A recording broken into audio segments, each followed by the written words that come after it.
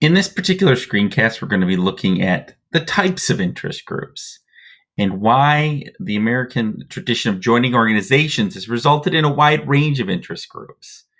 Let's forget that the interest groups differ from political parties, and they have a little more narrow interest. And these interest groups are, they have very specific interests, and that can sometimes taint the political system. There's actually numerous numbers of categories of economic interest groups. Other interest groups have been created over the years. They're very powerful. They give a lot of money to politicians for influence and identifying the purpose of what a public interest group is. So this is going to look at the types of interest groups. So I'm going to cut my fat face here and start looking at this. So this should be based on file. Make a copy of interest group notes. So if you're looking at the interest group notes, this is the ones that you're looking at. If it ever comes up on my page, this one right here, types of interest groups, interest group notes. Remember, we already talked about how interest groups are fulfill many functions, but yet pose a number of problems. Sometimes their basic focus and scope of interest overlap with political parties, and they compete. A lot of times they end up competing with one another. These interest groups, but they can sometimes get very over influential in their power, and they only focus on areas directly affected to the interests of their members, not necessarily broad issues of public policy. So let's keep that in mind, the types of interest groups. So again, here we go. You might have to stop this at certain spots. So what makes an association an interest group? Well, when it tries to influence the actions of government in order to promote its own goals and interests. What makes an association an interest group? When it tries to again, bring this back up. I apologize. When it tries to influence the actions of government in order to promote its own goals and special interests. So 3 reasons why they've been formed, again, and this is like 4 of them: economic interests, geographic area, to influence foreign policy sometimes, promote the general, the welfare of groups of people. Okay. And so these are interest groups have been formed. Again, interest being interest. The word interest gives you an idea that they're interested in a certain sort of agenda, if you will. So as we look at this, here are the types of interest groups, and this was the chart that's plotted out in the notes. You see there's a chart that talks about the groups based on economic interest. What's the type of group, the definition or description, and some examples of it. And I guess we could say description here would be the better term. So just the business groups that exist to represent and protect the interests of business, of course. Chamber of Commerce, American Trucking Association, National Restaurants, and you can imagine what these represent.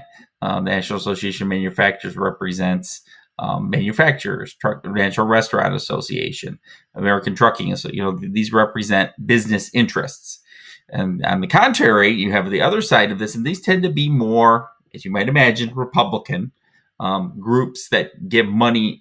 These groups give money to the Republican candidates. These groups tend to give money more to the Republican candidates. Labor unions, organizations of workers who share the same type of job. So the AFL-CIO, the Change to Win Coalition, and some of its unions.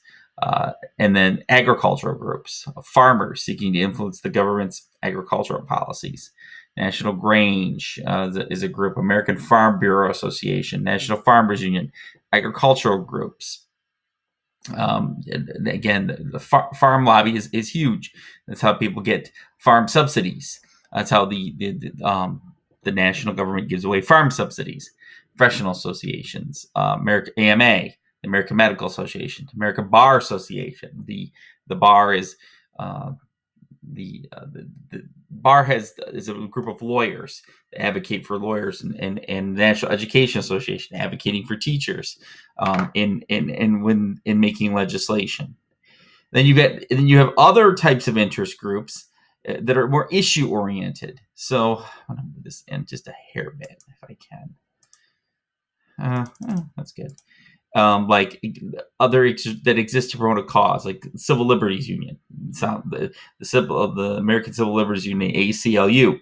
They have represented the United States and fought against the United States in many different lawsuits when they feel like people's rights are being infringed upon. The League of Women Voters.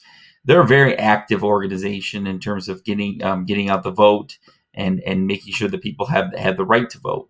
And lobbying Congress to make sure those rights are protected.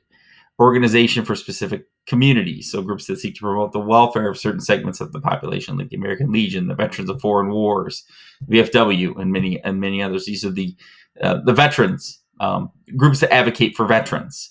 Religious organizations, the Council of Churches, so of course a Jewish Council, Congress, National Catholic Welfare Council, and other groups.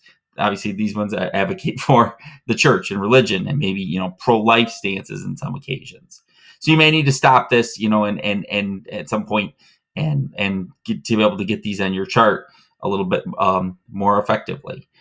So you may have to stop this at certain points to do that before I move on into looking at trade associations and public versus how do public interest groups differ from most other interest groups. So as we look at this, what's a trade association?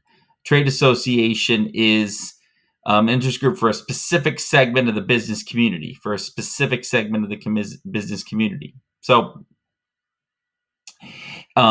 again, these are the automobile manufacturers, and certain other people have a certain and we looked at them when we looked at the types of interest groups. Let's go back to the types of interest groups.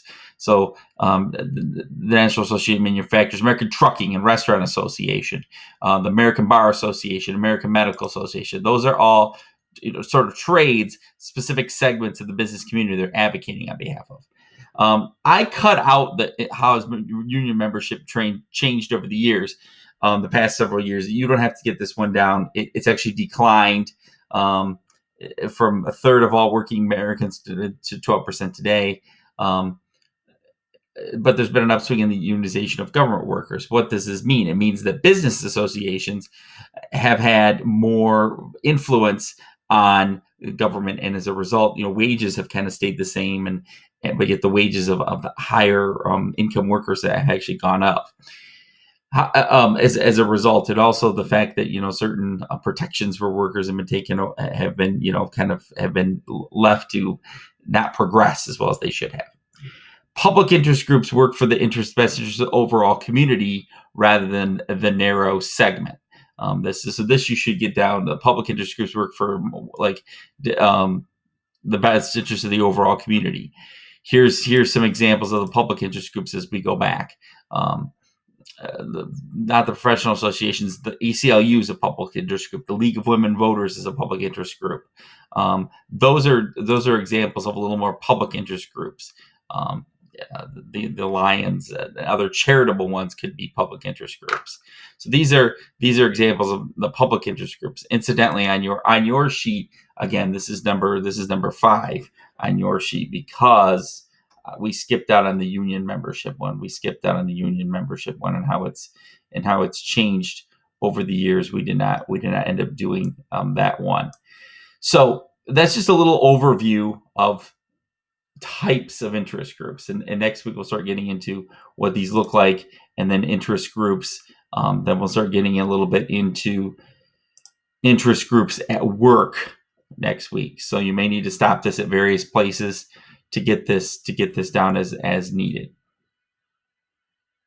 in your notes.